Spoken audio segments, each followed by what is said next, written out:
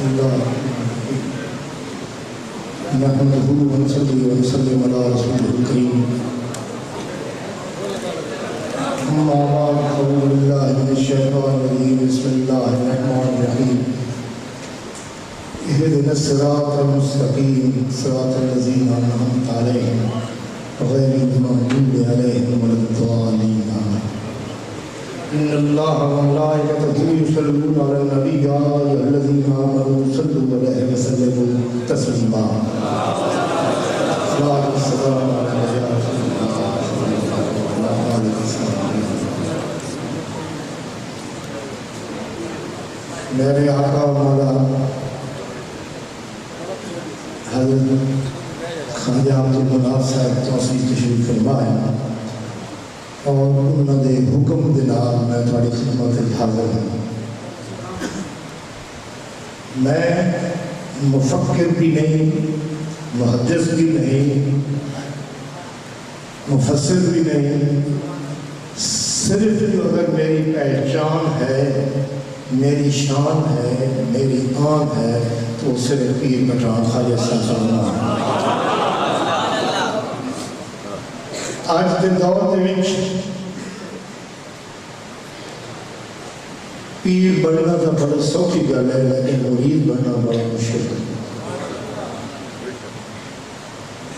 یہ جس کے عرس کے اوپر اسی سارے لوگ سے موجود ہیں اور حضور توسیع نے بھی بڑی خصوصی مہربانی فرمائی ہے اس خراب موسم سے دور دراز سفر کر کے سارے کو تشریف لے آئے۔ میں انہوں بے حد شکر گزار ہوں۔ حضور نے غلام نوازی فرمائی اور غلام بھی یاد کیتا اور اس یاد فرماون وچ میں حاضر ہو گیا۔ میں ایک میں مثال دینا کہ شاید تھوڑی سمجھ آؤ میری گل کہ حضور شیخ الاسلام حضرت خواجہ محمد قمر الدین رضی اللہ تعالیٰ عنہ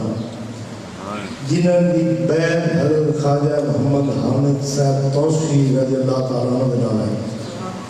اور میرے پیر حضرت خواجہ حافظ محمد سدید الدین رضی اللہ تعالیٰ میرے پیر نے میرے والد کو ایک تار بھیجیا کہ جناب بلا تاخیر تسی لاہور پہنچو۔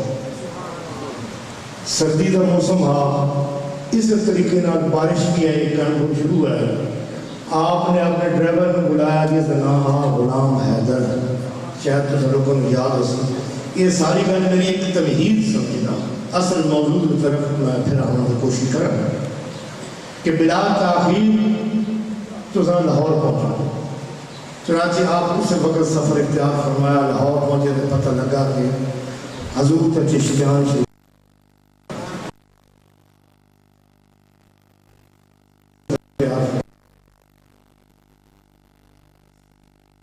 خرابی بھی ہوتی ہے۔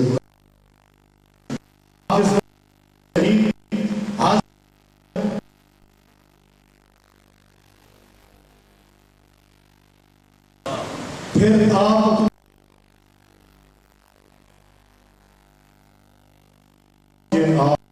اپنا جو پیر پٹھان نے سانو عطا فرمایا ہوا ہے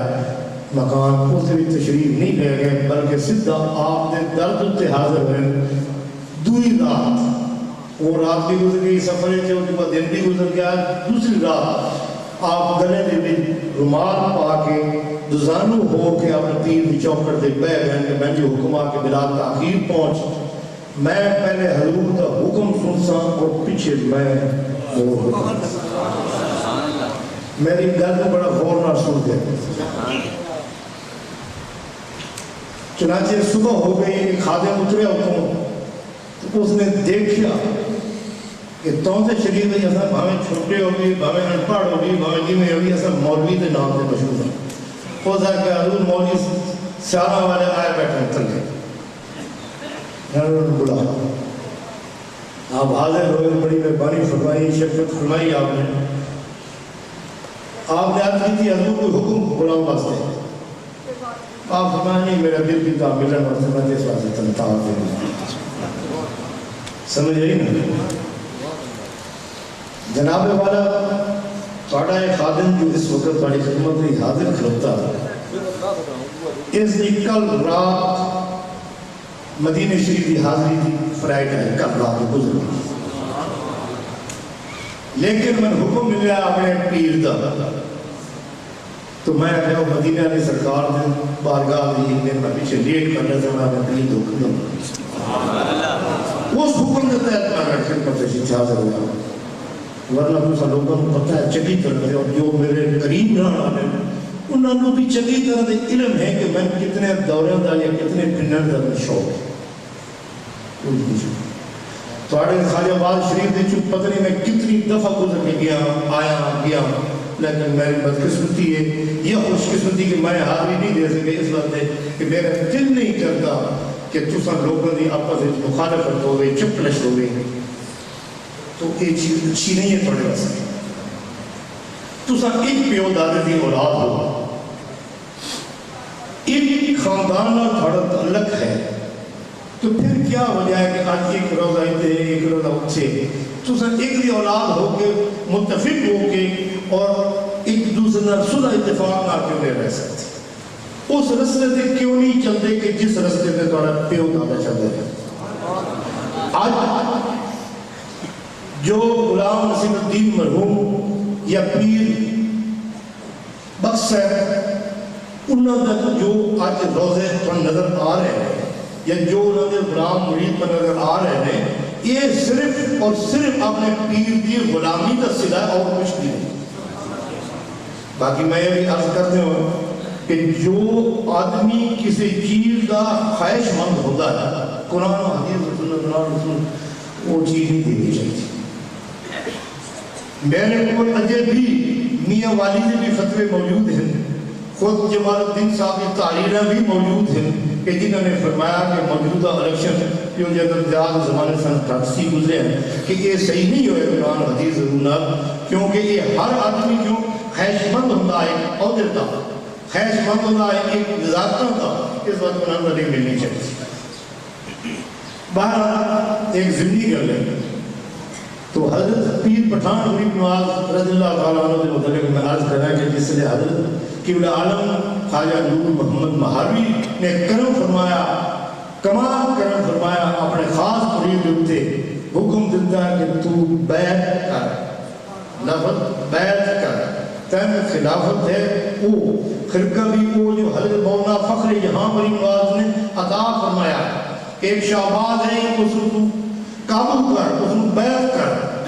تو یہ میرے تک میں ٹوپی اور خرقہ بھی پیر پٹھان عطا کر دے میں، یہ میری امانت ہے۔